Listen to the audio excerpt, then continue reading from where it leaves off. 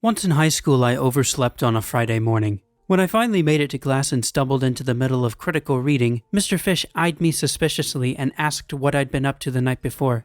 I went to a fight and a hockey game broke out, I replied. The class inwardly chuckled as a mutual sense of deep understanding enveloped the room.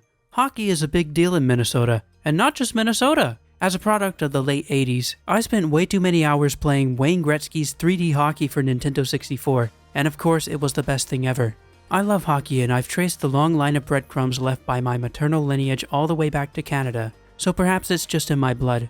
To me, hockey is a lot like ballet, except there's no music, no choreography, and the dancers wear tempered blades on their feet and punch each other in the faces. Even though it probably makes a lot more sense than I give it credit for, I, for one, have never really understood the phenomena. I must admit, however, something about being a goalie looks rather invigorating. I occasionally stand in front of the mirror and can't help but secretly wonder what I'd look like all decked out and dressed to the nines in sweet hockey garb. Thus follows the top 10 ridiculously cool advantages of being a hockey goaltender. 1. Bigger stick. 2. Bruises really bring out the color in your eyes. 3. Goaltenders are often given cool, inventive nicknames like Eddie. 4. Helmet allows an ideal excuse to be Darth Vader for Halloween. 5. Padding gives the impression that one is incredibly buff, when in reality one is a skinny rake handle. 6. Hook all you want, they send everyone else to the box. 7. You can casually check out the good-looking ladies rinkside without them even knowing. 8. Detroit Red Wing goalies look like Santa Claus, can earn extra money during the holidays. 9.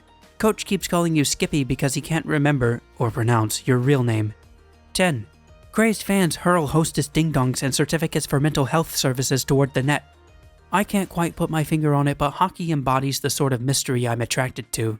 Perhaps it's due largely to the fact I frequent hockey games and cheer at the top of my lungs because I have no idea what's going on, but also because I always feel a little more familiar with the sport and all its mysteries whenever I attempt to explain it to my 97-year-old grandmother each time I visit her. Grandma. Adam, what's the hockey the whippersnappers are watching on the TV? Me. Hockey is a game used to interrupt ice rink fights. Once the fight is interrupted, the game participants skate around in circles hitting each other with sticks until 2 or more get angry enough to resume the fight. Unlike boxing, the gloves worn are usually removed, and unlike professional wrestling, hockey occurs on ice. Grandma. So, hockey is not when you skip class? Me. No, that's hooky, and they stopped calling it that in the late 70s. Grandma. Say what? Me.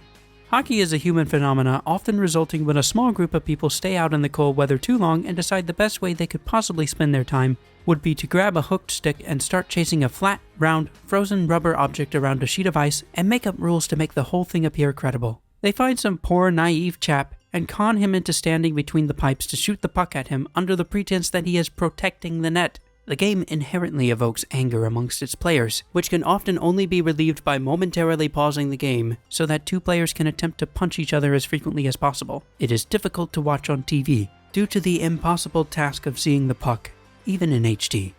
Grandma. That sounds ridiculous. Me. Yeah.